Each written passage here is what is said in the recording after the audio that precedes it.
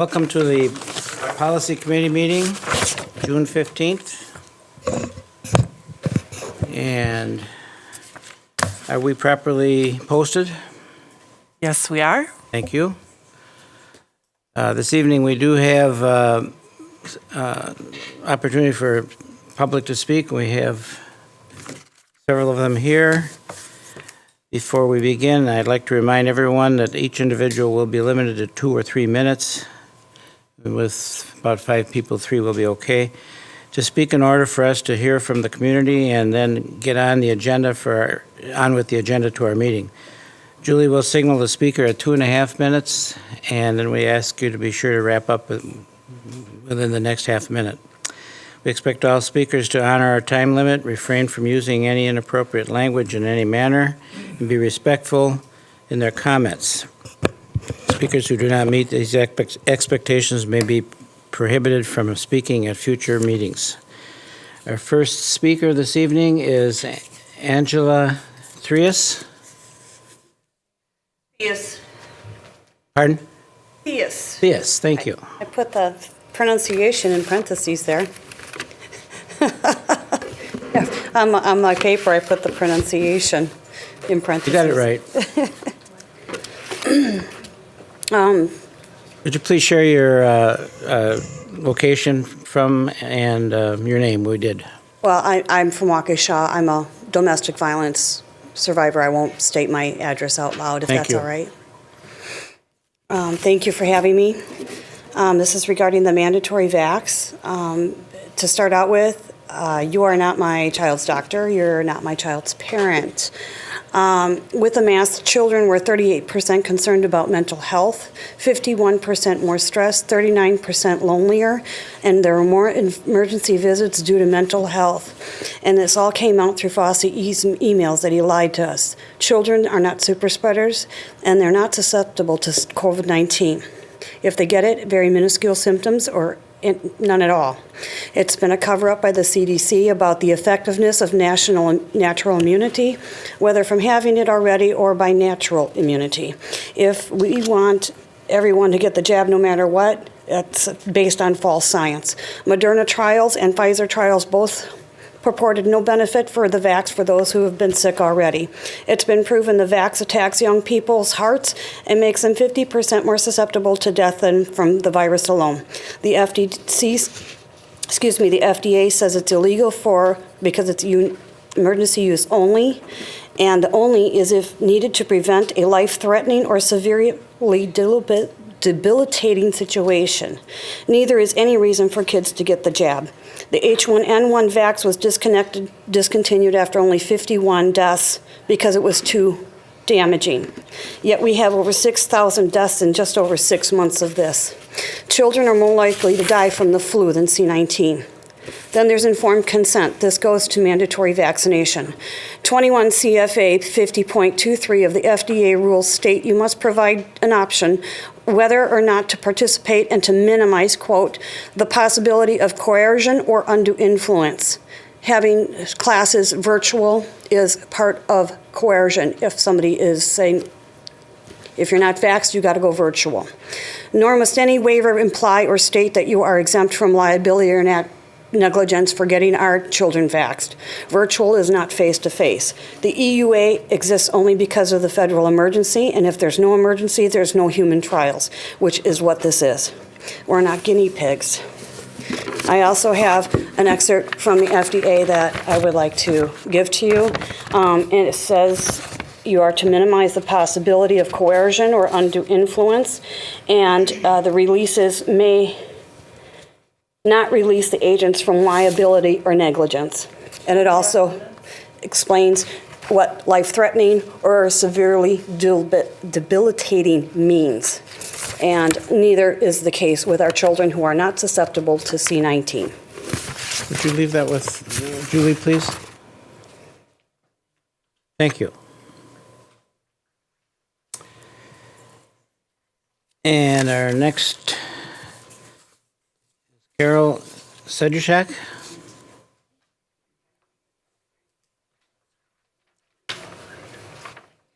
Good evening. I'd like to talk about vaccinating our school children. This injection is a man-made lipid synthetic spike protein that contains nanoparticles attached to a virus that goes through the body. It's not a vaccine. It's an injection. It's an experimental biological agent whose harms are well documented, although suppressed and centered, and growing rapidly. We will not support using our children as guinea pigs. According to the Mayo Clinic, the Advisory Committee on Immunization Practices said in a little noticed update published May 24th and again on June 1st that data from VAERS, I believe I'm saying that right, Vaccine Adverse Event Reporting System, showed that in 30 days following the second dose of mRNA vaccinations, there was a high number of observed, more than expected, myocarditis and pericarditis cases in 16 to 24-year-olds. Most of them were males. If you give children these injections and one child dies, this decision will come back to all of you, the school board, and you will be held individually liable. Waukesha Memorial no longer requires their employees to get vaccinated because they don't want the liability of a death. Are you willing to accept this responsibility? Thank you.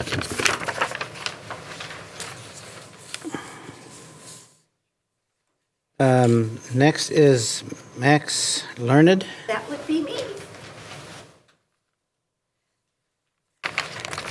Good evening, everyone, and I'm going to keep this short because I don't want to be repetitive and regurgitate what everyone else said. More and more information is coming out regarding this jab and what it can do to the human body, and it simply isn't being provided to the American public because it doesn't fit the narrative of the CDC. It's time to challenge the CDC and health departments as we have been lied to regarding the jab. One of the most treacherous lies is the mRNA shots stay in the muscle of the arm and don't circulate the nanoparticles around the body. Now, a recent study in Japan reveals how this mRNA are distributed across the body, not only affecting the liver, the brain, the spleen, large intestine, lungs, as well as the reproductive organs. The spike protein is a pathogenic protein, which is a toxin. Yet people are insisting that we inject this poison into our children. You as adults, if you want to get this shot, that's fine. But to inject it into children, that's another thing. That's another issue altogether. And we all know who's going to be driving this train. It's going to be the Waukesha Health Department along with the teachers' union. Teachers are going to insist before they come back that all the students be vaccinated for their safety. 71 years old. I've been an educator for 45 years. I've been spit on, coughed on, sneezed, vomit projected on me. Never once have I felt threatened by my students. Never once. However, if these teachers are that paralyzed with fear, then maybe, just maybe, they should get another wheelhouse. They should go into another occupation. All right? This is not fair. Parents alone will decide if their child will be vaccinated, not the government.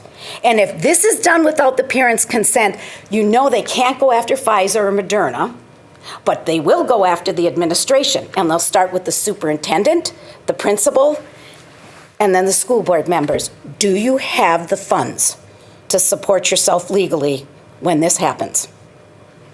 People are on fire, and the most powerful weapon on earth is the human soul on fire. And if you've ever been out in the wild and met a grizzly bear with her cubs, there's a lot of grizzlies standing behind me, and they're protecting their cubs. Thank you.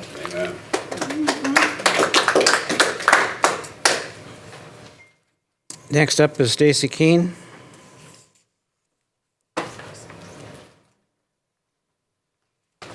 Hello again.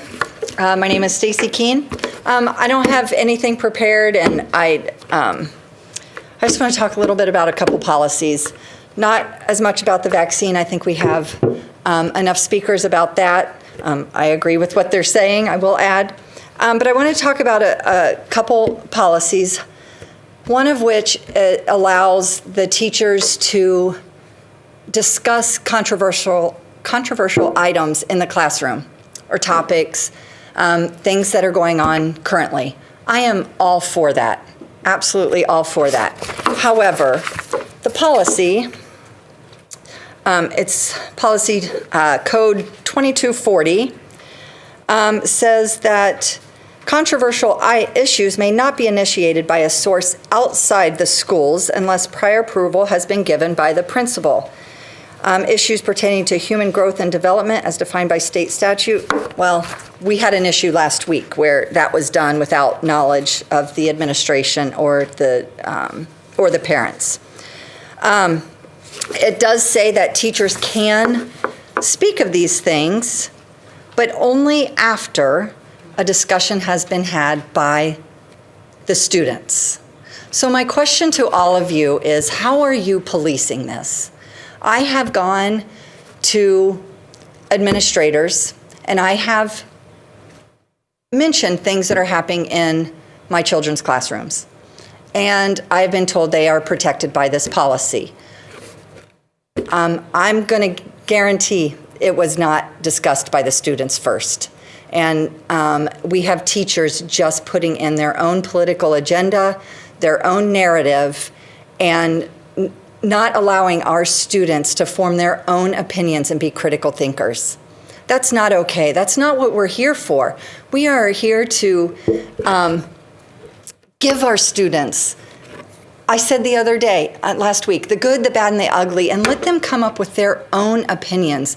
Critically think about what's going on in our world today. Not be told how to think. Not to be told they're bad because they're white or they're oppressed because they're not. It's just not fair to our kids, and it's not setting them up for college. The other one is the pledge. We have teachers not standing for the pledge. We have teachers walking out into the hallways, talking during the pledge. This isn't okay. We should be role models and teach our children to love everything about our country, not a political stance in the front of the classroom. I will end with something about the vaccine.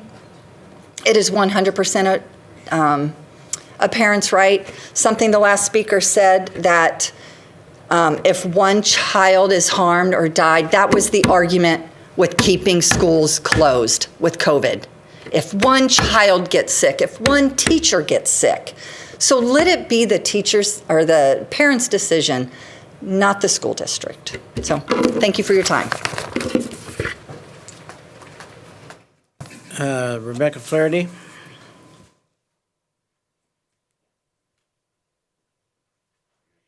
Hi, I'm Rebecca Flaherty. I don't have anything prepared. Those were amazing speeches, but I saw at the end of my workday that you were talking about public comment and immunization, so I just wanted to come and tell you where I stand on these.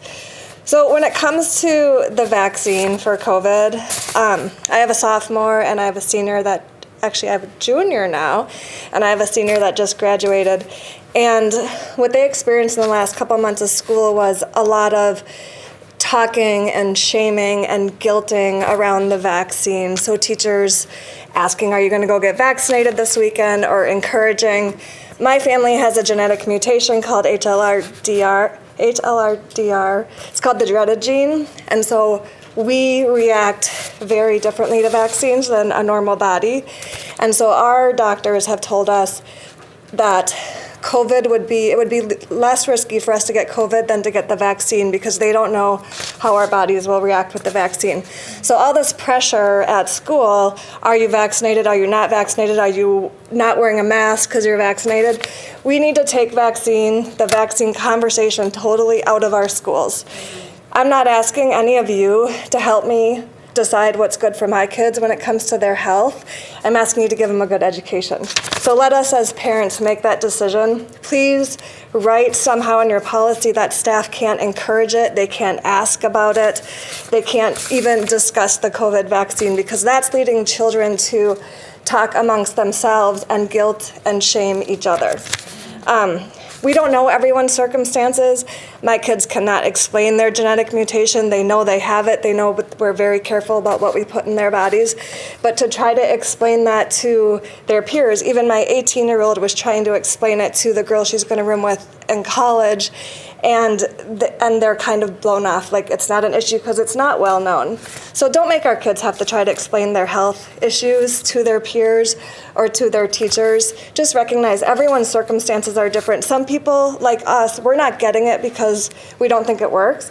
We're not getting it because our bodies can't handle it. So like Stacy said, when Kurt said we can't risk one child's life, I'm not giving it to my kids because I'm not going to risk their lives. So please don't put the pressure on them in their school setting to get it as well. When it comes to public comment, I do not have an issue with people behind the speaker, but this room is not conducive to that. So like we had some pretty big meetings where we were all here and really invested in the topic, and we want as many people to be here as possible. And so I'm asking, can we move the meetings to a larger setting so we can all be in the room? Because if you don't allow people behind, you're going to cut off a third of this room, and we're going to end up with people in the overflow room. I really want us, even if we're quiet over here, to be part of your board meetings. So let's move it to a bigger venue so you won't have that issue behind us. Other school districts are doing it. I could name a ton. We can figure it out. We have great auditoriums in our high schools and middle schools. Thank you. Okay, thank you. Any other additions to that? I'd like to speak. Pardon? I'd like to speak. And there's a form for you to fill out later then and give it to... I will definitely do that. Thank you. My name's Marie Schmidt, and I'd like to speak about the vaccine. Children do not pass on the COVID-19. Evidence shows that children are not super spreaders or even a vector of transmission. Schools in Sweden were kept open for children 15 and younger and did not enforce masks or mass testing. It had 0 COVID deaths among 1.8 million children, and the teachers didn't have any excess infection risk. A study of 100 institutions in the UK, one of the largest studies in the world on coronavirus in schools, has shown similar results. Professor Russell Viner, president of Royal College of Pediatrics and Child Health, said, a new study that has been done in UK schools confirms there is very little evidence that virus is transmitted in schools.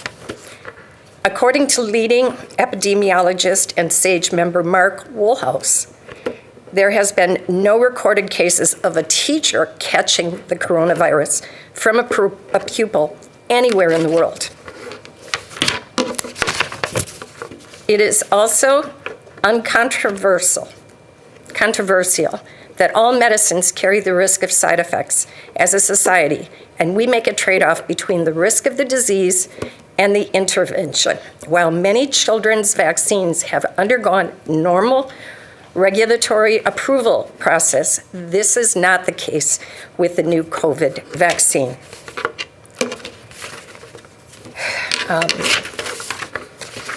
So now I ask you, why would you want to risk a child with an unimproved injection that has had very limited testing? I know what my answer would be. It would be uncertain terms, no. Thank you. Did you get the form? Yeah. Okay. Thank you. Okay. Thank you for those comments. I would like to speak if possible. Pardon? I would like to speak as well, if possible. Okay.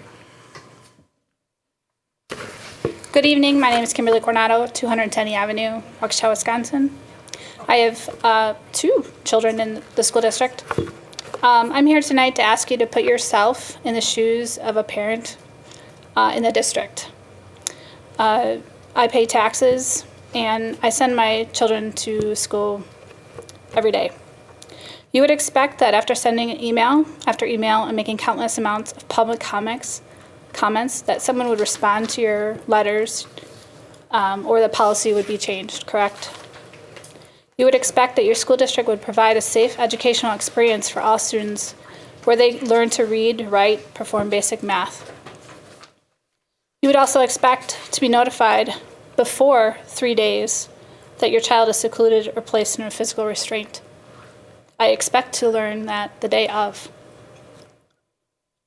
You would also expect to have a voice and work as a team to solve these issues, how the district would be spending time and resource and our tax-paying money. We cannot express our parental concerns with one-way communication. This should take open dialogue and two-way communication. I'm asking you to remove the biases that are obvious today against parents within the district and to actually partner with families. We are not the enemy. We are not going away. Our students deserve an environment that is safe, supportive, positive, inclusive, and have access to the services that each child needs to meet their unique needs. Our students deserve an environment that is safe, supported, positive. I ask you to vote no on the policies before you tonight, the public comment one and the seclusion and restraint one. I've emailed you plenty, yet I've had no response, no invitation to have open communication with you.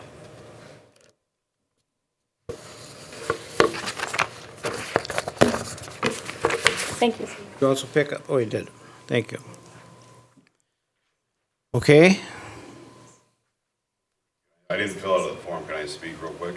I'm sorry. I forgot to fill out a form to speak. Can I speak real quick, then just... Sure.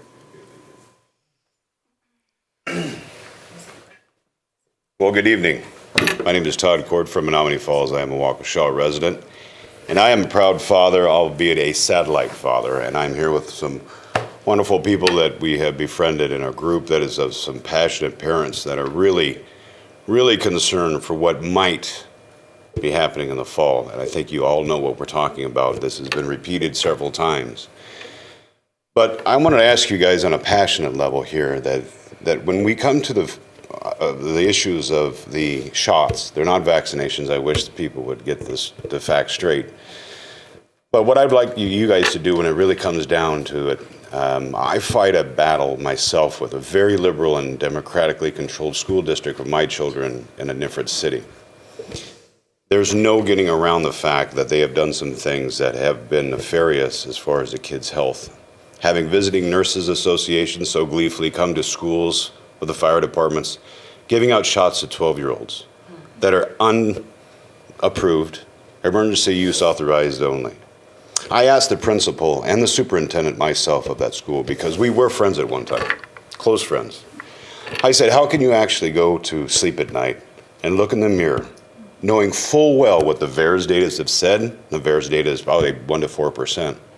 Look in the mirror and go to bed at night knowing that you so gleefully had the Visiting Nurses Association come to the school and hand out experimental emergency use authorization shots. He didn't have an answer for me. He actually hung up on me. You know why? Because the truth hurts. But each and every one of you have an option to say no, not in Waukesha. We're going to do this at other school districts where our voices will be heard as parents because it's the safety of our children. We all are adults here. We've been around the block. We've got a few miles on us, but it's the kids. You can't mandate having an experimental shot given to a child that you know, we don't even know what the ramifications are going to be long term. But I would ask each and every one of you to actually take a really personal inventory of yourselves and think, are you going to be able to sleep at night knowing that you are going ahead and going along with a supposed mandate vaccination for reentry into the fall? Because I'm telling you what, you're going to have to stand liable for that. There's a reason why the Board of Educations have their own council. Is that correct? There's a reason. For liable. And you can't hide around that. You can't get around that, folks. You can't. So each and every one of you are going to have to take that on. And if you're okay with that, you're going to have to be okay with that in the long term. But I'm telling you, there's children that are suffering. There's children that are actually physically getting hurt from this stuff. We wouldn't be here if we weren't. If we didn't have a concern, we wouldn't be concerned parents and voicing our opinions and saying, please vote no on this, right? No matter what the pressure is from the federal government that you take money from, or the state health departments, or the local health departments. That doesn't matter. You, each and every one of you, have your own opportunity to make your own decisions. You're independent. You can make your own decisions. Sure, you can follow the CDC guidelines and all that other stuff, but you can make your own decisions. You're the Board of Education. You're independent, right? So before I leave, I would just ask, as a father, and I think everybody would echo this, please take a moral inventory of yourselves. When they come down to doing this and asking you to have a mandated vaccination program before entry in the fall, or whenever the case may be, say no to it. Really think about your grandkids. Think about your children, your aunts, or your nieces and your nephews. Think about their health. Not only the children that you're involved with here at the school system, but your own children. And then go to bed at night and look in the mirror and see if you can handle it. See if you make the right decision. Thank you.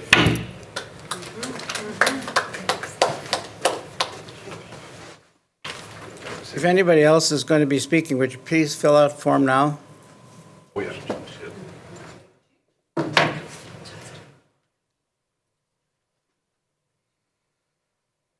Name and location, please. Minute. Pardon? Just a minute. I need to, whew.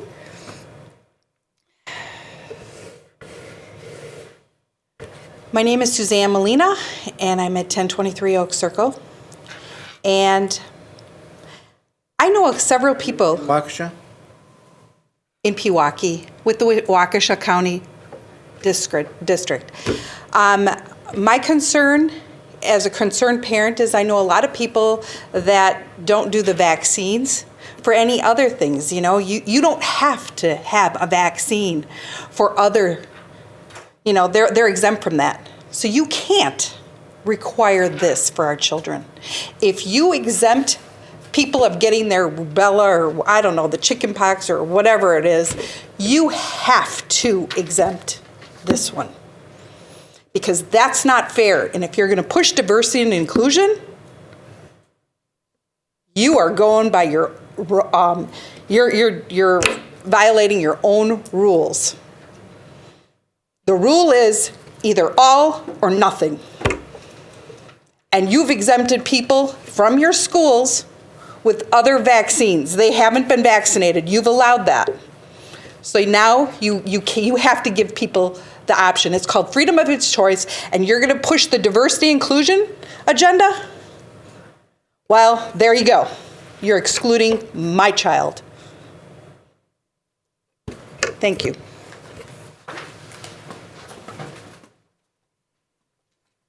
All right. Yeah, thanks. Okay, I think we've got everybody now. Thank you. We have a couple of action items tonight. First one is approval of the minutes from a prior meeting.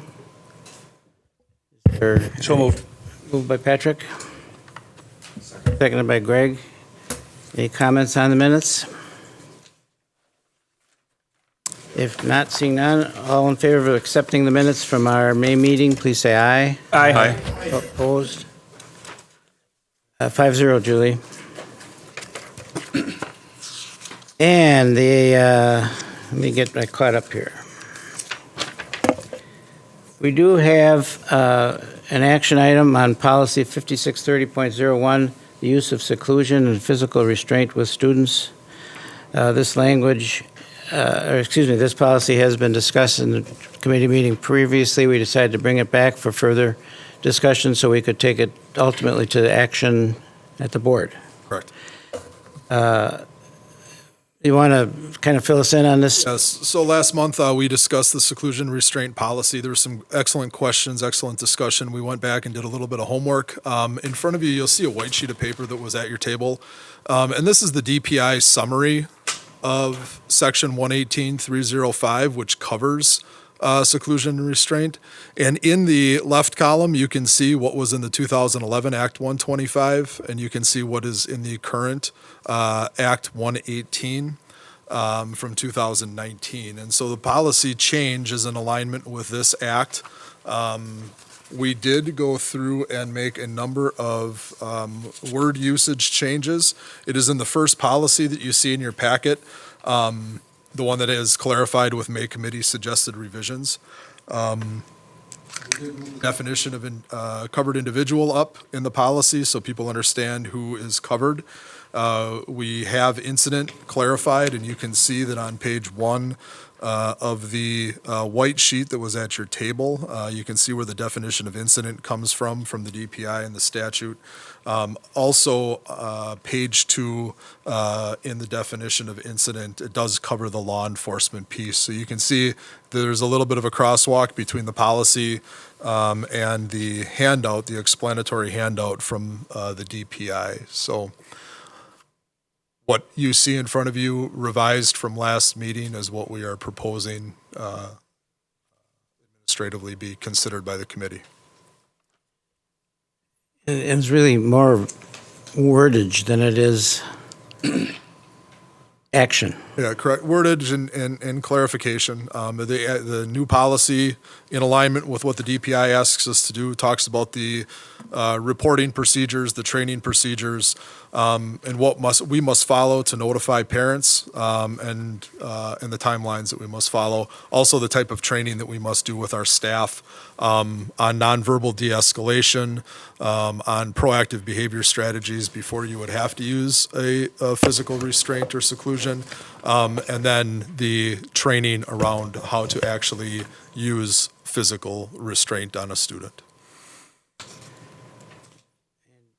So there was another version of 5630.01 included in our packet. Yeah, we showed you the original one that was Oh, proposed. that's just the original, So that was okay. the original, and then And the we showed addition- you the revised one from changes. committee last month. That makes sense. Are there questions or comments from other committee members?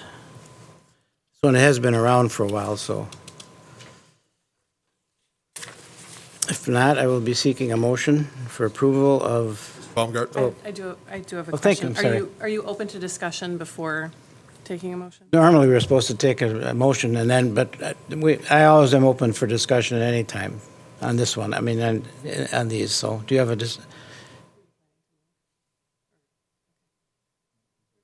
I would like to have some discussion on this. Sure. If possible. So first of all, I do appreciate that this committee is different. So while there's been a couple readings of this policy before, the makeup of this committee is now different. So hopefully we're kind of coming back to reset. I also want to thank Dr. Cook for spending quite a bit of time with me on this policy, as I think there were just some formatting, language, substantive kind of definition related things.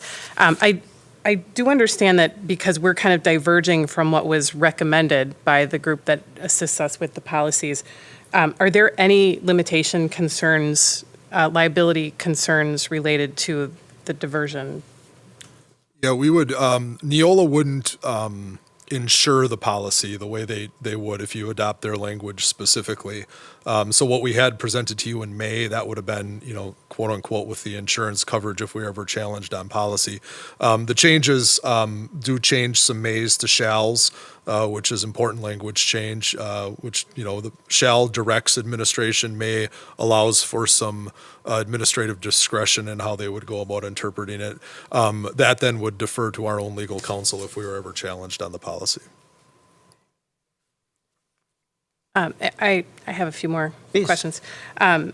So as I read this policy, and I know within one business day, if I understand correctly, within one business day, parents are notified. Correct. If an event happens on a Friday, is that a Monday? That our practice has been to notify in the moment if it's happened, Possible. like as soon as possible. It could be that did happen later in the afternoon on a Friday, and then notification would come on a Monday. Are there any reasons why we wouldn't attempt to contact on the same day? We may not be able to get a hold of someone. We have had to reach out to a primary contact and a secondary contact, and we've made our efforts, but we haven't actually been able to get a hold of a parent in some instances, and that has created a delay. I mean, fundamentally, I feel that if someone were required to put hands on my child out of the obligation of safety to other children and staff, that I would like to know immediately. I understand that what I understand this policy to be is our obligation to comply with the regulation, right? Which makes sense as a district that we are obligated to comply with the regulation. What is missing for me is the parallel to this policy that addresses student and family rights related to this activity. So, and I wouldn't argue that sometimes we need to protect students and staff. But what I read here, and I think at this point it's written in a way that it aligns to the state regulation. But what I read here is more about the circumstances under which we allow it to happen, and not what we're doing to try to prevent it from happening. Do we have a policy related to prevention? Not have a policy related to the prevention of seclusion and restraint. We do have our teaching practices. We do have our IEP processes that we use to try to minimize this to absolute necessary situations. And that's all defined in the IEP process and in what is classroom management and teaching. And is that part of the training that the staff goes through as well? The nonviolent crisis, and I don't know if any of our board members have attended what we do in the district, but we spend a number of hours with our staff. The first and the most important part of that is the verbal de-escalation and how to approach children before we would ever get into the hands-on piece. I appreciate that, and I know you're well-versed in this, and I trust that we're providing great training to our staff members. So I think what's missing for me is just the other part to this policy, because we jump right into when it happens. This is what we do. And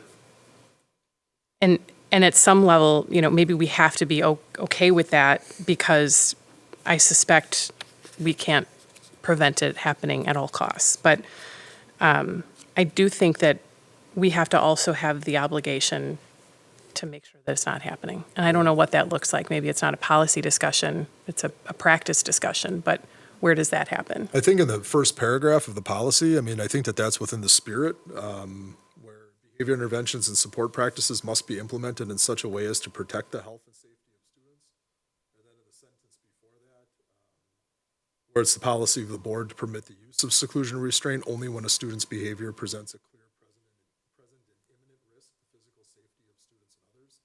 It is the least restrictive intervention feasible and is performed in a manner within the scope of policy and law. All students, including students with disabilities, must be treated with dignity and respect.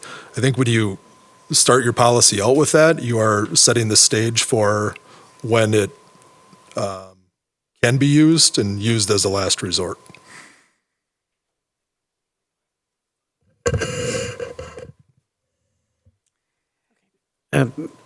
An little addition question to your question.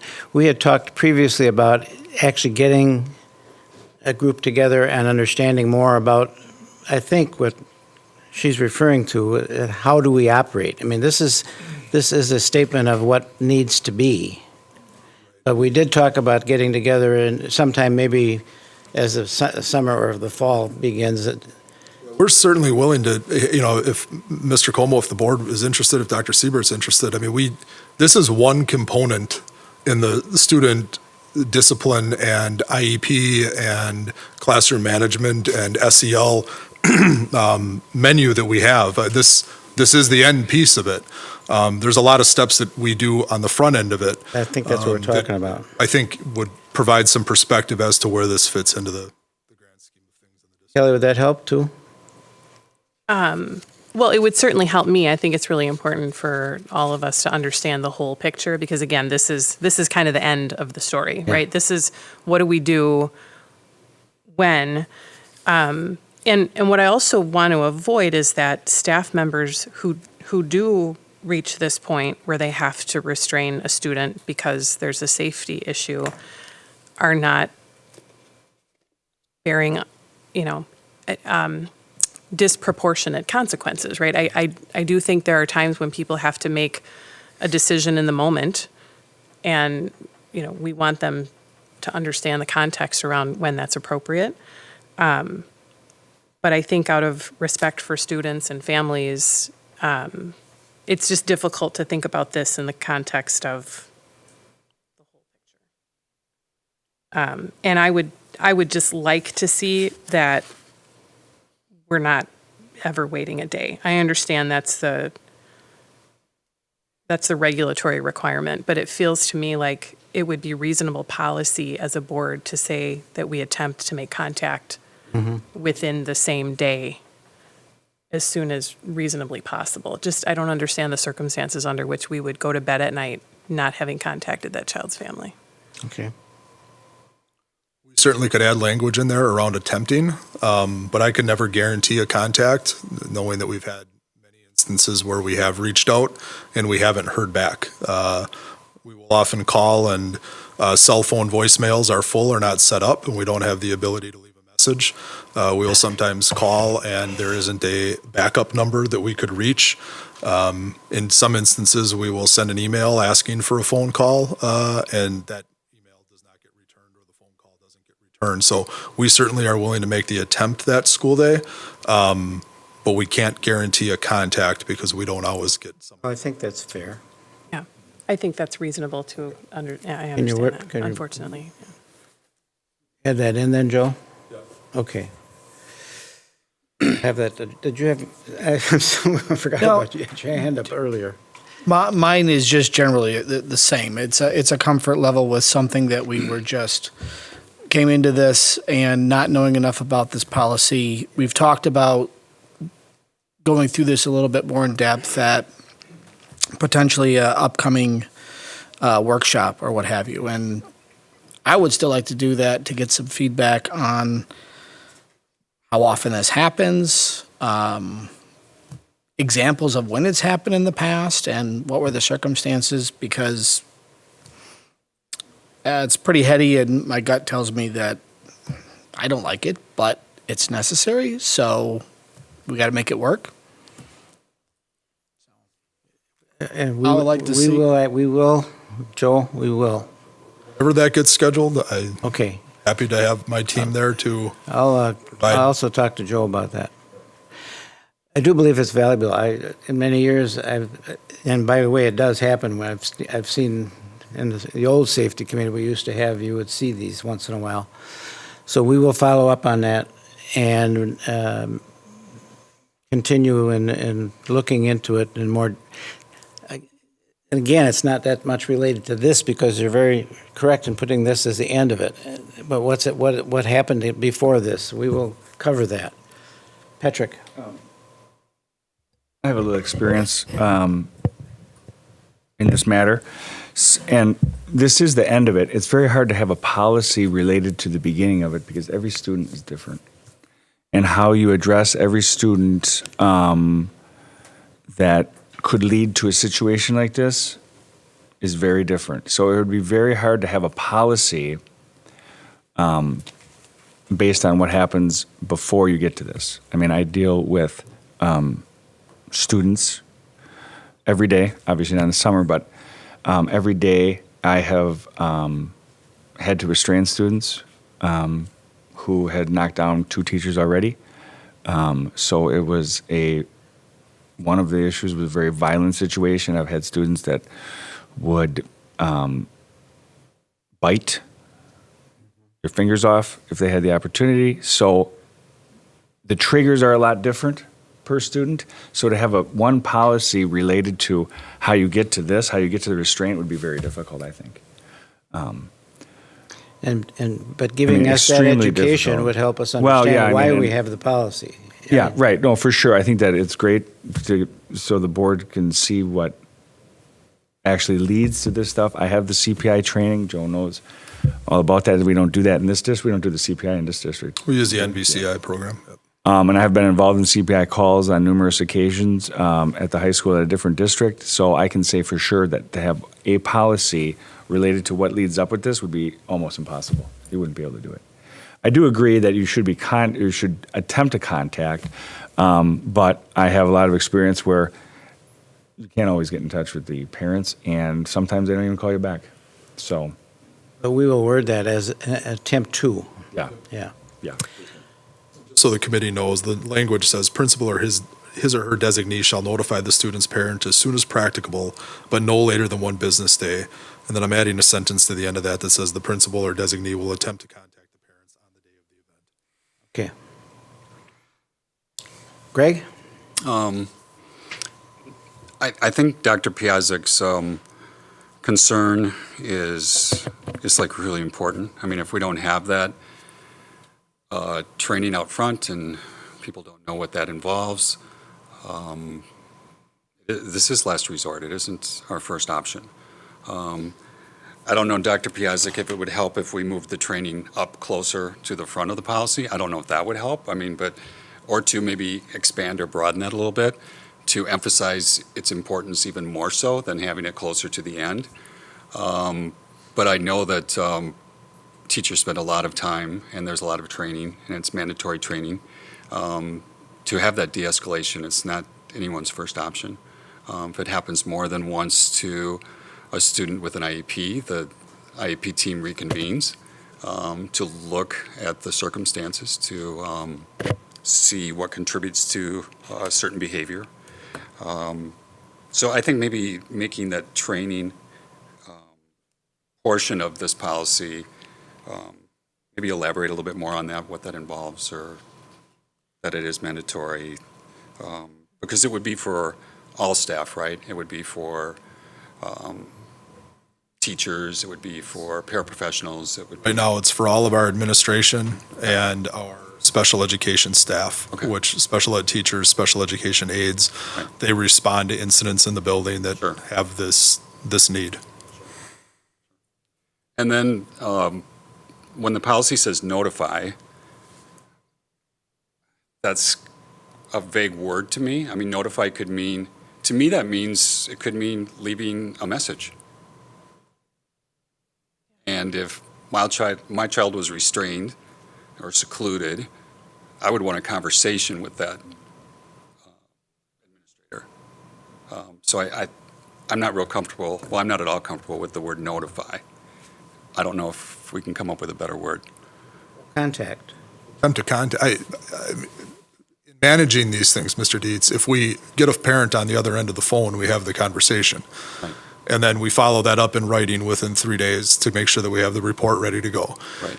And we do run into a number of situations, though, where we can't get a hold of anybody. Right. We leave a voice message asking for somebody to call. There have been times where we have had to contact the police because the situation has gotten to a point where it's escalated, Get it.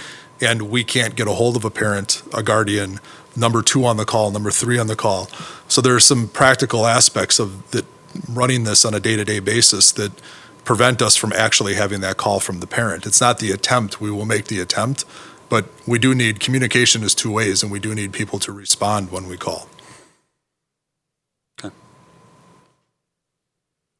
I just respond. I appreciate that suggestion that Mr. Dietz had. I think the training piece as it relates to this policy is, I'm okay with where it is. I think it's more about probably what Dr. Cook shared, that those who are most likely to have to leverage seclusion and restraint are the ones who are receiving the training. This policy also refers to those who may not be trained and needing to use it, these approaches in an emergency situation. And so that may be, I'm not necessarily looking for a policy that says, what exactly do you say to the student before you protect the other children, but more or less, what is our policy in terms of how we engage staff, how we prepare staff, how we even prepare students and families for what that looks like. I can imagine the first conversation with a family is very different than the fourth or the fifth. And if I'm not mistaken, just looking at the data that we report, most incidents are repeat incidents. It's usually a small subset of students with frequent incidents. So I'm curious, either Dr. Cook or Mr. McCaffrey, in your experience, is having a repeat or a second incident, is 10 days to convene the IEP team, is that reasonable? Or are these incidents happening usually frequently or close? If you have an incident and then you have a second, you're convening the IEP team. And in order to coordinate schedules, 10 days is convenient.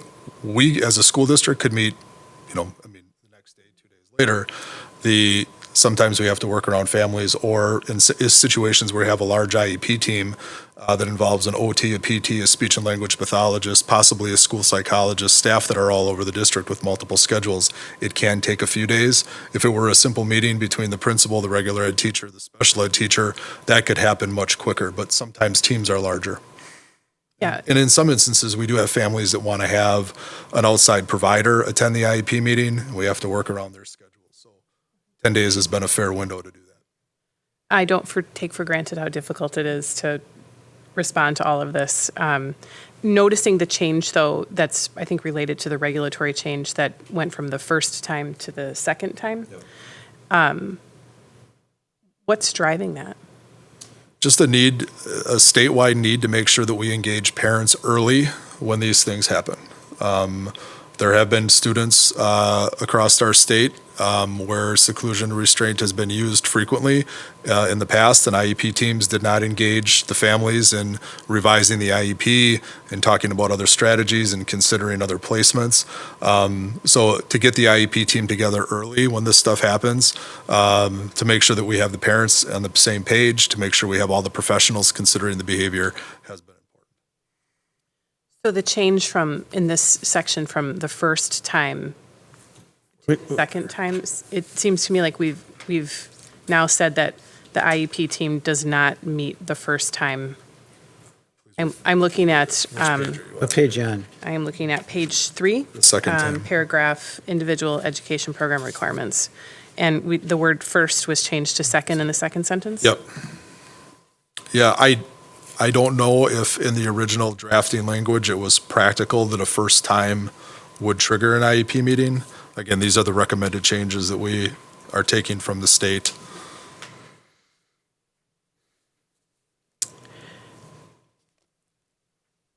This item was up for action. Do we have enough satisfaction with what we have there, understanding that there's other things going in front of this that we will be talking about? Maybe just one other question, because I know Dr. Cook told us last time that there are the regulatory changes, that our policy is out of date. Yep. With the regulatory changes. One consideration would be to return to Neola's basic changes that just align with the regulatory, so that we're on track. But I suspect from this discussion that there's probably more discussion that we'd like to have, and subtleties to the words. There were words like may that I had requested be changed to shall. Okay. Do we make those changes or not? Policy that we've been looking at, that first one that has the May revisions, we took Dr. Piasek's changes, we did some research, we mocked up the policy that you see in front of you. Yes. To discuss tonight. The second policy that you have in here is the policy that we discussed at the May meeting. You're right. Before those suggestions came to us. So there are two in front of you. The only difference for us operationally would be that Neola would stand by the language in their first policy, and that we would be using our counsel if challenged in the second policy. Okay. I have that raises a question for me. Knowing that Neola writes these policies for us, and they're brought to us to make decisions on and potentially revisions on, we do that as the Board of Education, but then Neola would not back what we do. So there are, within the Neola gives us a template for policies, and that template is provided to administration, and our policy procedure for as long as anybody has been around has been administration makes recommended policy changes to the board. Through the policy committee, those policy changes are vetted, approved at the committee level, and then approved at the board level. Neola is giving us a mocked-up template to make adjustments with. So they're not giving us the final policy. They're giving us the policy written by their attorneys based off of anything that's regulatory changes that come to us from the state or the federal government. These policies then come to administration where we look at it, and then we come to the committee to make that recommendation. So there's a huge middle step in there that involves administration reviewing the policies, making recommendations to the committee debating those recommendations. If we change the substance of the policy, though, then it would no longer be a supported policy by Neola. It's certainly something that the board could pass and implement in our district. It's just then we would assume any challenge to that policy ourselves. Understood, but at the same time, maybe I'm being too simple here, but if we're having Neola do something for us and write our policies, and then we take it upon ourselves to try to improve that policy, Neola washes its hands of it, and then we... On certain policies, yeah, they would say if you're stepping away from what the state or the federal government is telling you to do in this particular area, then And that's just the blanket. That is. I mean, I think our subscription fee for Neola is about $2,700 a year to get annual updates. Lawyers cost $350. So if you're writing your own policies and you're going to your attorneys to do it, you're $2,700 into a policy. And that's why we started to look at Neola as a service to keep us up to date. And in most of these policies, we're really talking a lot about seclusion restraint tonight, but many of the policies are things that it is the template that the USDA gives us around the food service, or it is the template that we get from the Office of Civil Rights. And those are ones that we implement because there's a direct line to those who wrote the law. We don't have as much discussion on, say, the food service policy as we do on seclusion and restraint. Okay, thank you. Okay. Just a couple of things. Joe, what happens with a student with an IEP if there is a third offense? Do we start with 2 and then? Well, the statute requires that on the second seclusion and restraint, you meet with the IEP team. And then after that, you would have adjusted the plan. If there's future seclusion restraints, that would be handled at the IEP team level. That wouldn't be, number 2, and then that's a reset. Right. It's not a reset. It is, it is something then that the team needs to make sure that they're paying close attention to. And then if a student with an IEP is 18, that would lend itself to notifying the student, I would think. Depends on the situation. For some students, yes, if they were, independent adults, they would be on their own. Sometimes our students tell us no longer contact our parents. They don't have a right to know anymore once they turn 18. In other situations, there are parents have filed for guardianship, and they have guardianship over their children still. So it doesn't matter if they're 18, 19, 20 years old. We still notify the parents in those situations. All on an individual basis? Yes. Okay. Okay. Do we have enough to make a motion on this tonight?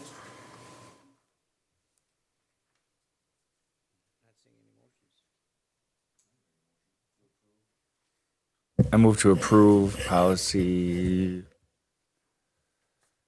630.01 as presented. As adjusted with that. Well, as adjusted with the attempting to call. Attempting to contact. Mm-hmm. Is there a second? I'll second. Further discussion? We've had a lot of discussion. Was there further discussion? Yes. Yeah, I wanted to clarify. So what, we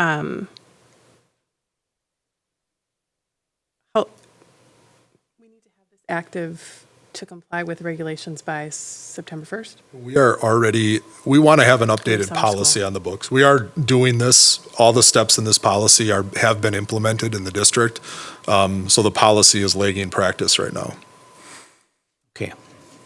Following the law. Following the law. Right now. Yep, we'll do it. Right. All of our notifications, our IEP team meetings, we're currently following the law. It's just a matter of getting the policy caught up. Law is the law, the policy. And based on the policies that we approved at the full board meeting last week, if these policy changes are passed tonight at this level, it goes to consent agenda. Yes. Okay, and that's always allowed. That's always allowed, yes. I'm just reiterating what the Okay. procedure would be. For approval of policy, I got the number in front of me, 5630.01, use of seclusion and restraint, physical restraint. All in favor, please say aye. Aye. Aye. Opposed? Nay. Okay, we have a 4-1, Julie. Thank you. Okay. And, Baumgart, yes, could I sir. just make one comment? I mean, like with any policy, we could constantly bring it back Yes. to committee and relook at that and make revisions, additions, deletions. Absolutely. So, okay. Okay. And moving down the agenda,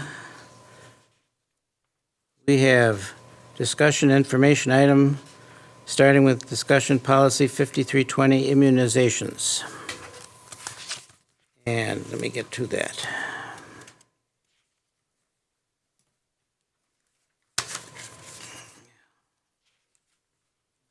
Okay, Joel?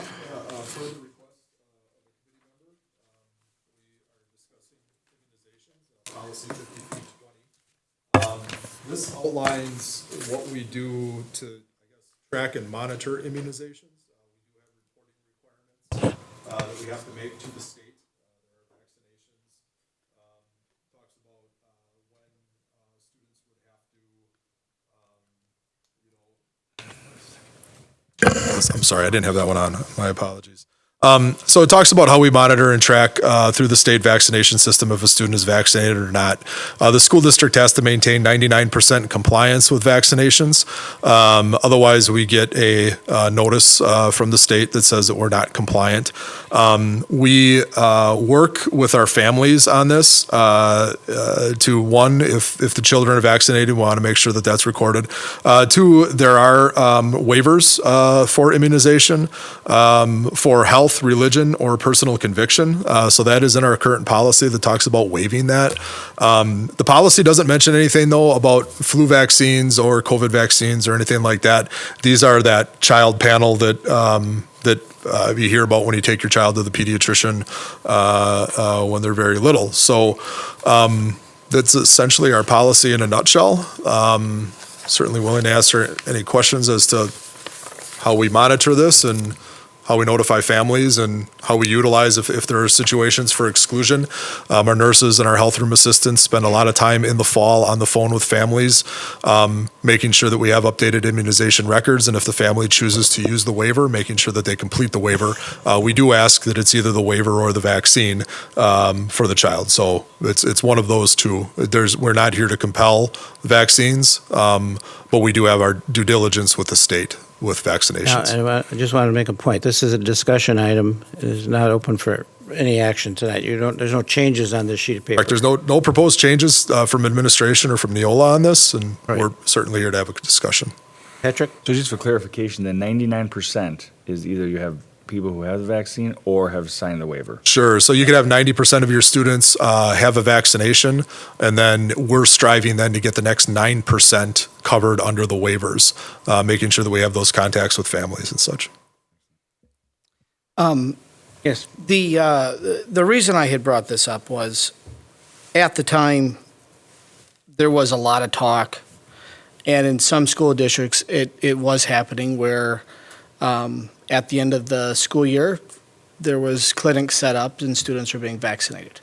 And from what I've heard, both from parents and other media outlets, was that in some cases people, they just had to, there was just a consent for students to sign up. And my question, and I did some follow-up with Department of Public Instruction, their health department, the local Waukesha Health Department, to ask questions about what was being done to monitor that. And I shared some of that in an email. And so I just had some points and I wanted to pass them out. Really for discussion. Now, I spoke with both Dr. Siebert and Dr. Cook on this by phone a couple weeks ago, where, I think maybe you need 3 other. There's a few more.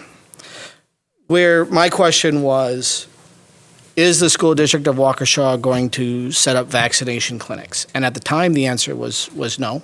There was no plan to do that. But because this, and I asked for the board to discuss this, it got put here because we have a policy on immunizations, which is why we're discussing it here tonight. My concerns going forward are, some of what we heard here tonight.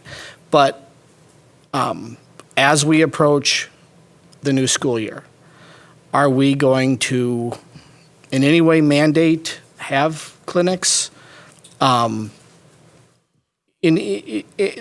bottom of this sheet talks about some of the things that happen perhaps behind the scenes, peer pressure, encouragement. I know the CDC has put out things to encourage school districts to hold clinics and have kids get vaccinated. I mean, that's public knowledge.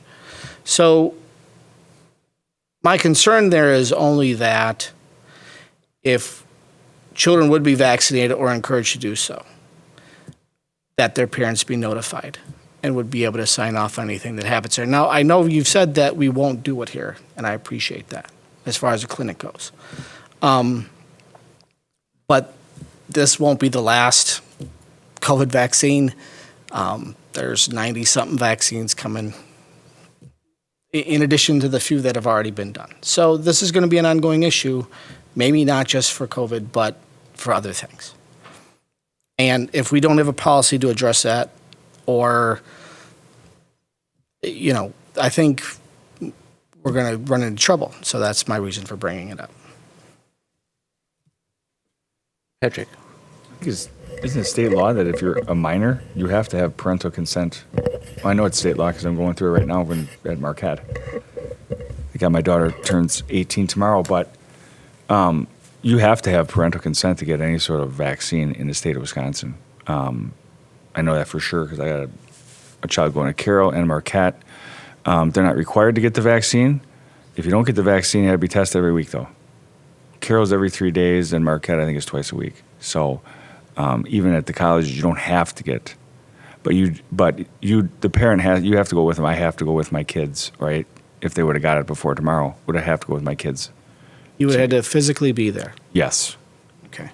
And sign the consent form because they're requiring consent forms to get the vaccine. Because I have heard differently in some cases from the DPI and even Waukesha. Their comment to me was simply, you'd have to discuss that with legal.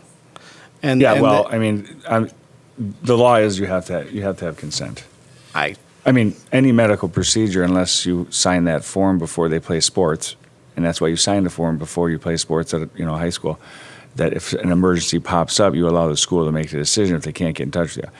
But, I mean, it's the law. If you have to give consent to have any sort of medical procedure. So I would hope that we would not violate the law, which is why I made a point that even before the policies come up, we abide by the law. So we don't, so we've had our share of liability in this district. So we're pretty hypersensitive about that. But I can say for a fact, you have to sign a consent form for a minor. Okay. Kelly.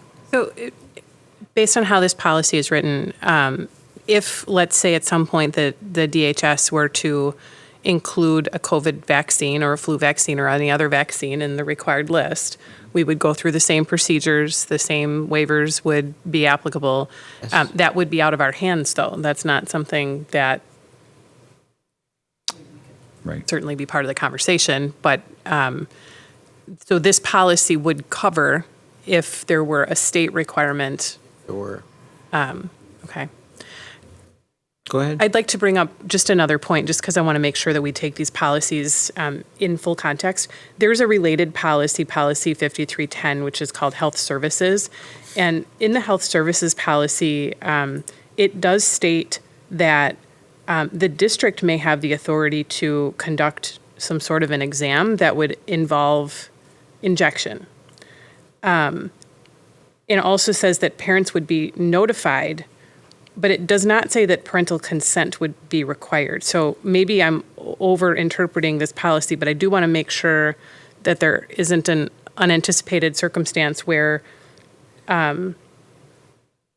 this may be included in something else, where this meaning a COVID vaccine. Yeah, that is not designed around a COVID vaccine. There is one federal statute and 2 state statutes that direct the language that you see at the bottom of the policy. And if you look at the statutory language at the bottom, that when we discuss that policy, if you are going to have, I forget the exact name of that, medical services or whatever it might be, policy, you're encouraged to have that language in there because of the size of our school district. We have less than, I think it's 750,000 kids in the county. Some school districts could be in a position where you would be, saying, hey, you have a right to do this. Go ahead and do it. There's a federal piece in there that talks about the parent notification. And so when you marry the 3 statutes, you get the last, I think, 3 or 4 lines in that policy. That was never designed to address COVID. I can understand how the concern would come forward today on that. But that would be the parental notification allows for the parental opt-out. If you didn't have the federal statute, the state statute would read that you could perform those, or you could require those to be performed to participate in some activities. Under what circumstances would a student be subject to an invasive physical examination? The only thing, there are no circumstances that I could think of. The only thing in my frame, there were times and there are school districts that provide they'll bring a doctor in, or they used to bring doctors in to do physical examinations for athletics, because student athletes need to have the physical. I think it was every 2 years or every 4 years, and there's the alternate year in there, if I remember it correctly. You're right. And because the school district would be reaching out to a medical provider to do those physical exams, and sometimes that's done in low-income school systems where families, can't access, that would be where this language would apply. That's helpful. And I guess I have one other question. Do we provide or give any other vaccines to students? We'll do the vision testing for students. We'll do hearing testing for students. We work with a local dental group to do sealants in some schools. We will provide families with information as to where to go for medical services, but we do not provide anything that would be out of the scope of, say, monitoring medications or providing a necessary service that's listed in an IEP, such as a tube feeding, a catheterization, or something along those lines. Anthony, Just the last point would be the last point I have here, and it's more a question of how does the administration police what is perceived as at times pressure from staff, peers, whatever, about something as sensitive as you're unvaccinated, I'm not. And how do we deal with something like that in the schools? I mean, and I bring this point up only because after some of the mitigation strategies were lifted, we heard of instances where, there was peer pressure on both sides. So that is, if we're talking about masks or something, it's a much less serious thing than this. And so that's a primary concern of mine. That would be a question for either of you. I'd be happy to start, and then Dr. Cook can chime in. I guess, Anthony, I would compare it to the way we addressed it with the staff. So we developed a partnership with ProHealth so that staff could have the opportunity if they were interested, and there was significant interest among the staff. But it also was not mandated, and it wasn't required or nor did we treat anyone differently, whether they decided to take it or didn't.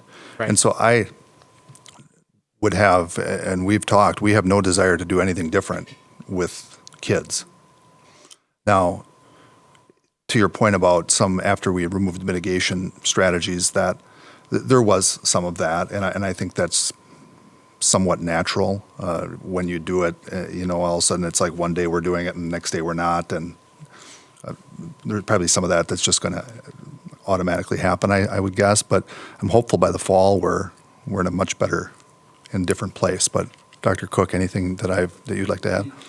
To the idea of like, what's the climate like in the school around these things? We've worked through the COVID year with our administration and then our teaching staff, through meetings to make sure that people understood what the expectations were. Kids weren't to be harassed. There wasn't to be any bullying.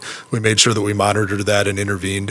What we noticed along the way was anytime that there was a substantial change made, that there was a ripple effect that happened after that. So, the going back to the beginning of the year when we started out in a hybrid model, when we went to 4 days, when we went back to a hybrid model, when we went to 5 days, all of those things created ripple effects across our schools, where there were people who were in favor of one model or the other, where there were people who are in favor of a mask or not.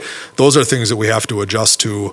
Similarly to anything that we deal with in society, we had to adjust to those in schools. We have an expectation that our staff isn't going to put pressure on kids. Kids have put pressure on each other for years. When that's brought to our attention, our administration, our student services staff intervene to try to help with those situations. But that we can't completely prevent that from coming in, but we do intervene when we know of it.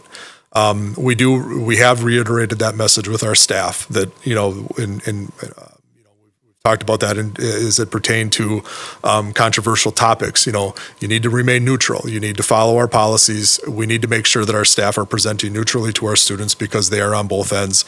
The kids come in on both ends of the spectrum and anywhere in between. So we want to make sure that all kids are comfortable in the classroom.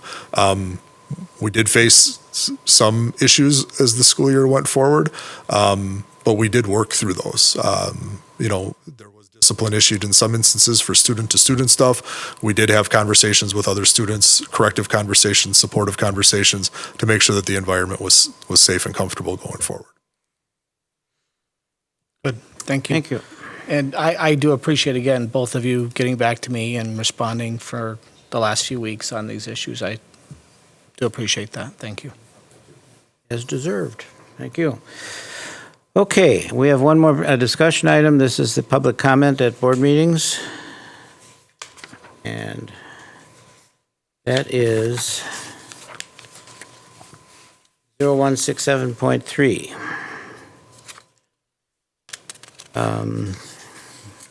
Also discussion item. Was this a change on here, Joe, with participants who are minors? That was taken care of. We added the statement on here based off of feedback, and I think what was just reflective on good practice, that if a student, a minor, would come to the table or to the speaker, that we wouldn't ask for their address to protect that. In situations, though, if a parent and a child showed up to speak at the same meeting, the parent obviously would be the adult, so we would still be tracking, where they were, making them register based off of what's proposed in policy here. The other adjustment to this policy is maintaining that the area behind the speaker and the podium be clear during public comment.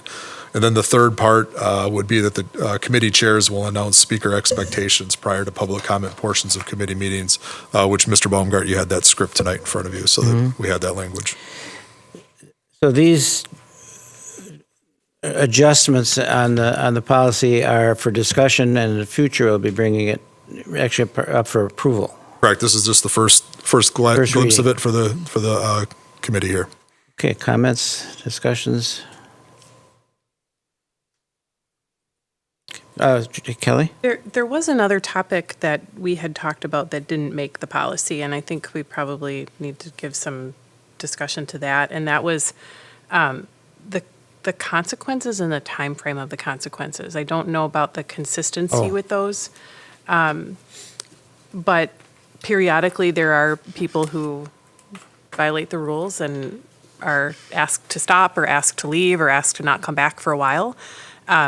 I think we do need to have some guidance that kind of leads to consistency. You know, for example, if someone were removed from a meeting the week before school ended, I wouldn't support having it be for the school year necessarily. But I think there needs to be something that says at what point, or, you know, who has the final decision. And I would perhaps propose that maybe there's not a set time, but when someone is told that they cannot speak at a meeting, that they're told for how long, whatever that's determined to be, you know, no less than or no greater than. But I think that discussion needs to be had because that part's missing from this. Yeah, we could build something in on that. It's been, I guess what you're saying right now is ambiguous. Or open-ended. Or too Yeah, open-ended, yeah. That's something we could certainly build into the changes we've had that come up. And I wouldn't say periodically, though.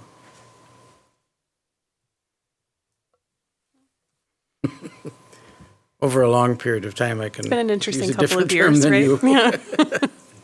I'm surprised I never got thrown out, to be honest. Gregory. I think a point should be made that whatever rules that we agree to, that they should be enforceable and be enforced. And if we see one member of the board not doing that, I think, the rest of us should speak up and challenge that. When I look at G and I, wait a minute. They kind of say the same thing to me, I think. I'm not sure what the difference is.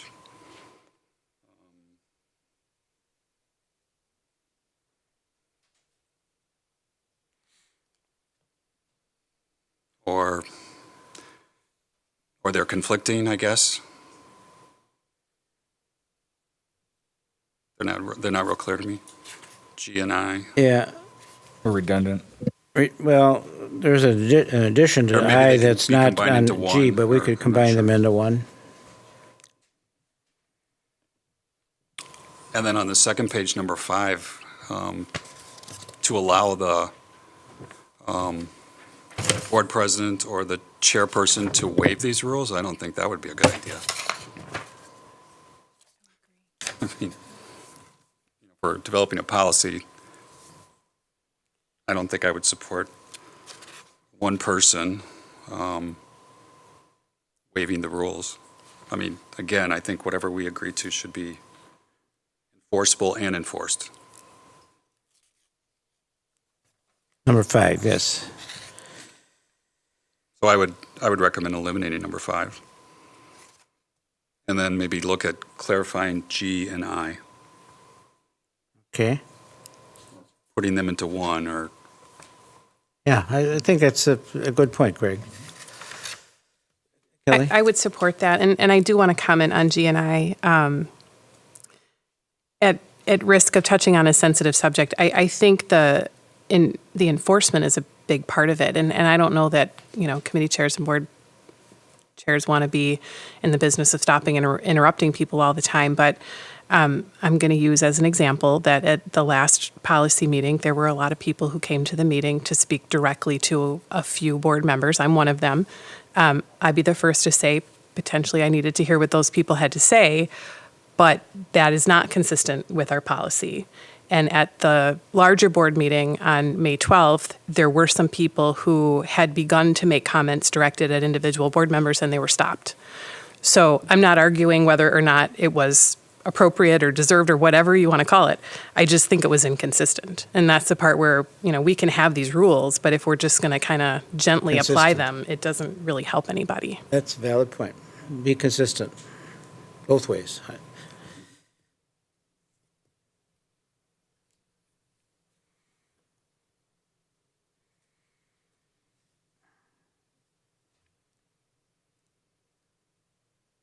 Sorry, I was making a note. No, that's okay.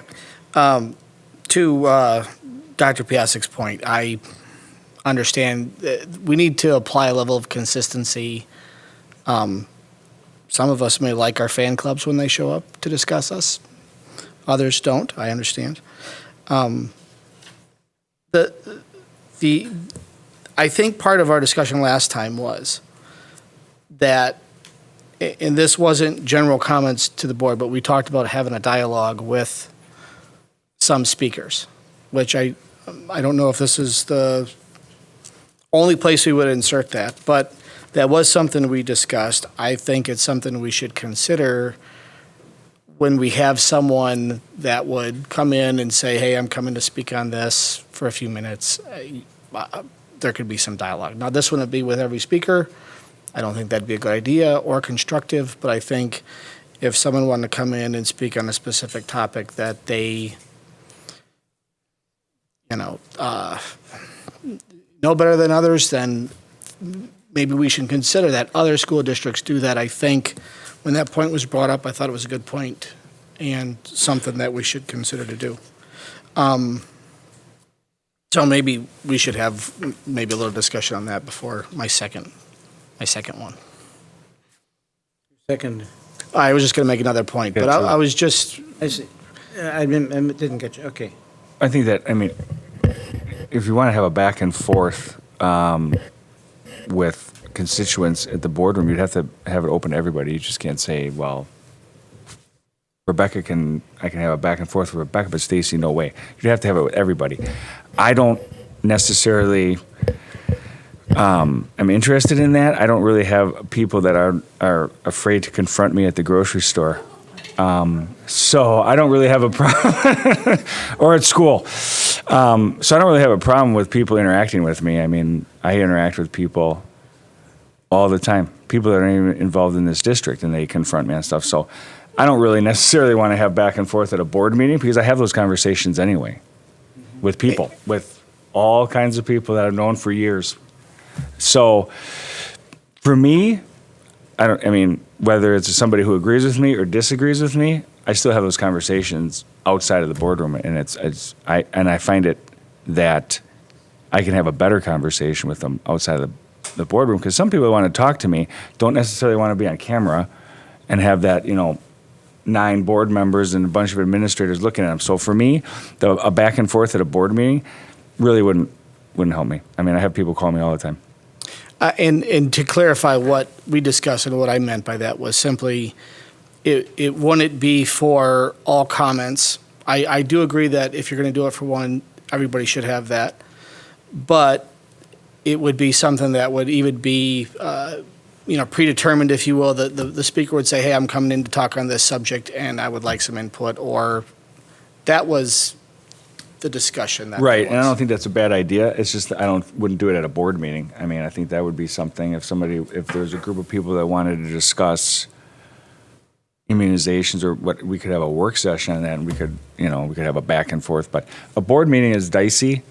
To have a back and forth with, I've had many back and forths with people in this building. It can turn ugly fast.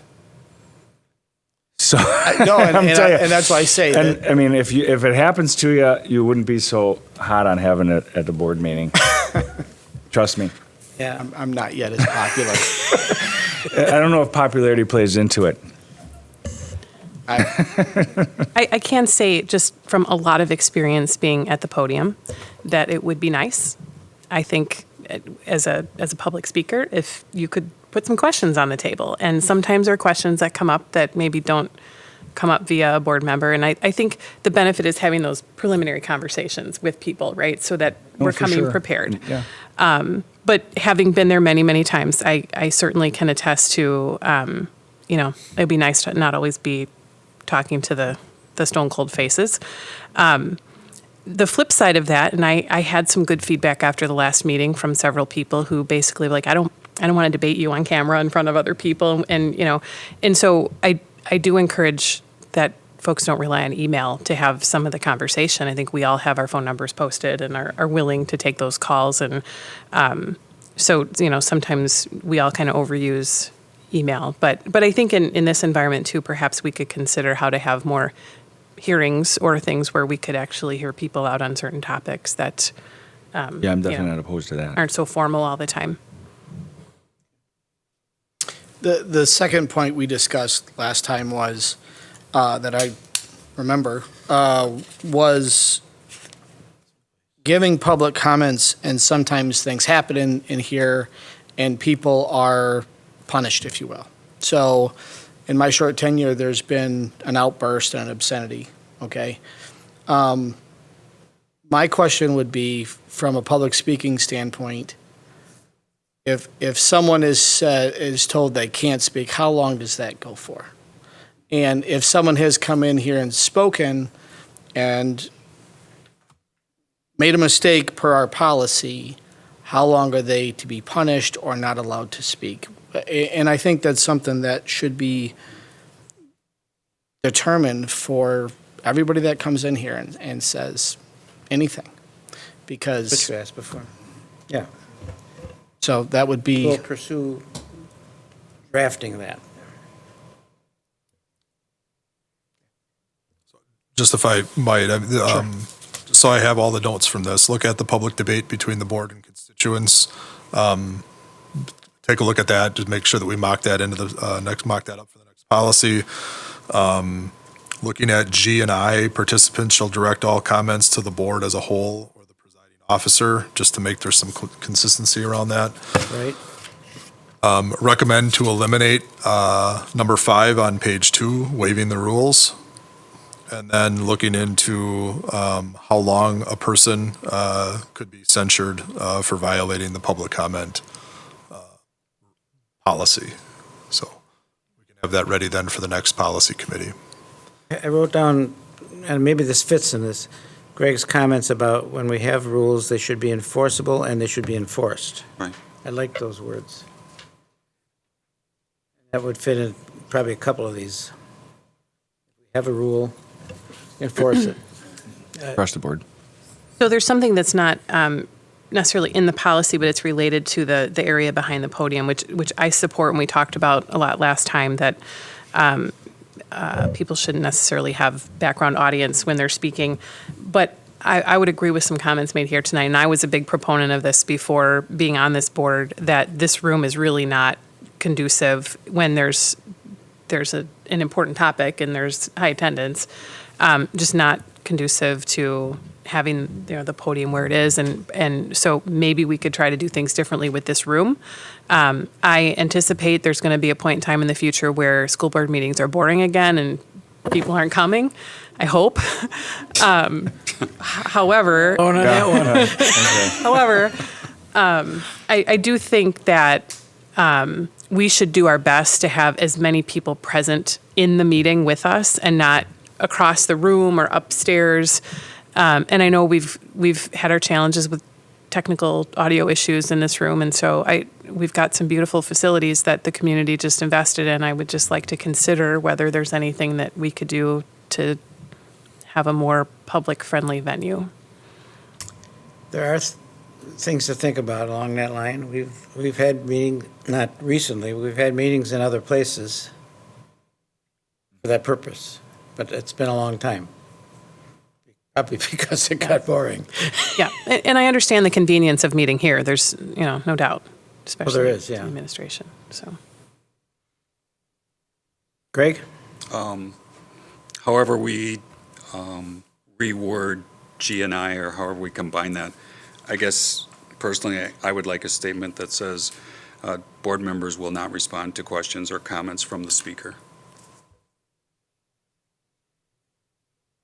Because it's not in the policy that we can or can't. Yeah, I mean, we could if we wanted to. It's not in a policy that we can, and there's Right no, now it says there's we nothing, can. It doesn't say we can or can't. there's no sanctions that can be dealt upon us according to the policy. So I guess I'd like to could have it it back and inserted that board members will not respond to questions or comments from the speaker. and can you clarify that you mean like in the moment? Yes, during If the time. If someone said, Yes. or threw a question on the Yeah, I table. gotta be careful. That would be Yeah, fine, Greg. Again, the consistency, Yeah. I think we've done a great job with looking at this throughout and cleaned it up, I think, quite a bit. So that wouldn't prohibit, like in this general discussion, taking up an issue that maybe somebody brought up in their comments or answering that question at that time. But yeah. at the time. at the time. Has that ever happened? I don't think so. I don't know, but Back based and on forth? this, it No, could. just someone makes a comment and the board member. Good.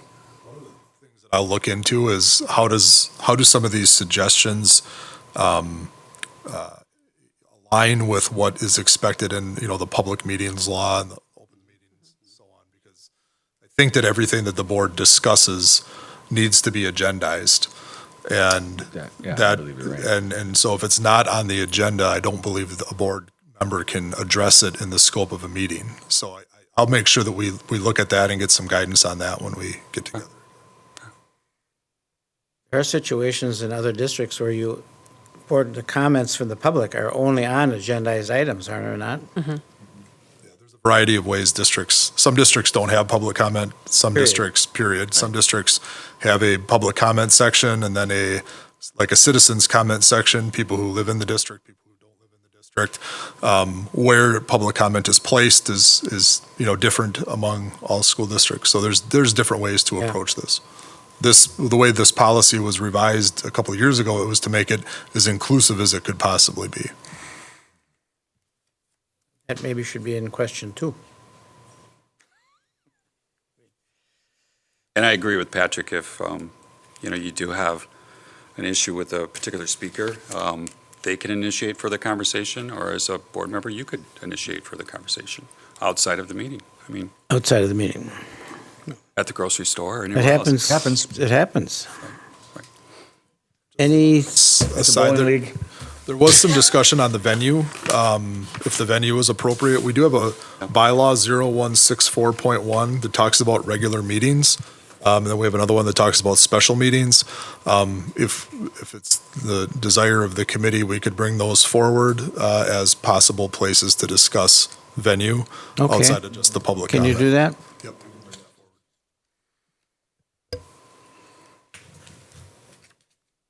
In fact, that fits nicely in with our next next item on the list, and that is recommendations for future meetings. So you've just added to that. Anything else? You had your hand up first. At the last policy meeting, I thought we had asked, as a future consideration, to talk about administrative committees, and that didn't come up. Have we We did, postponed that? not for some intentionally. reason? Okay. My same question. It was the administrative committees, that was the question, and we were going to talk about that. We can bring that in. Let's discuss the various committees that we have, ad hoc Yeah. committees, administrative committees of the district, and then the board committees. Julie, will you make a note of that, please? There's policy related to that, like the formation of those committees? That's what we were in particular. Yeah, there are some policies that talk about those committees, and so we'll bring those forward as a bundle. One of them, for instance, is there's a curricular materials one or a review policy for that we would want to make sure that the policy committee is aware of, that talks about the formation of a committee. There are a couple of other mentions of ad hoc committees and such. Thank you, and thanks for reminding us. Yes, Anthony. Just ongoing to what we discussed a little bit here today, I would just like to take a review on policy 5310 and 531001, just to review that in the next meeting. The health services. Right. Yes, Policies. and also emergency nursing services, which are.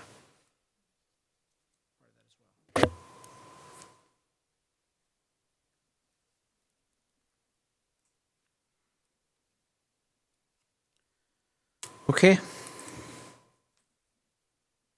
That it? Greg? I know that administration was looking into dress code. Do you have an update on that for us, or? Yeah, I'm going to be bringing the principals together this summer to talk about it. Our policy is general in nature. It defers to the school to implement through their guidelines and their handbooks. Dress code is always an interesting thing to discuss. As we talked about with masks, it's a parent's choice. Are we then, through the dress code, then going to start to tell parents what their kids can and cannot wear to school, provided if it's not offensive or dangerous or something like that. So the principals and I will meet this summer, and we'll come back to the committee at a future date with that. So we would have that in place by the time the school year started. We can have that in place. Yeah, we can have that to you guys by August. Greg, what's the concern about dress code? It was. We've discussed it before. It was mentioned at our last meeting. Okay. And then I know Ms. Reinacek asked the question at the last Yes, she full did. board meeting, if there was any update from the policy committee. Correct. And then it had been referred to Correct. Dr. Cook, and I was just asking where we were with that. Okay. Anything else, anybody? Then we will adjourn this meeting to our July meeting date, and I don't have the date in front of me. Julie? July 20. Oh, yeah, great, sorry. Yep, different meeting that was rescheduled. Right. Too many meetings. Well, it's a little bit, things got a little bit tangled up in July with vacations and stuff like that, but that, I think ours stayed the same. That's consistency, guys. Just as a reminder to the committee, we'll begin working through the next revised packet that Neola provided. So there's about 30 policies that they say we should put our eyes on, and so we'll begin that work in July. We are getting a new Neola consultant.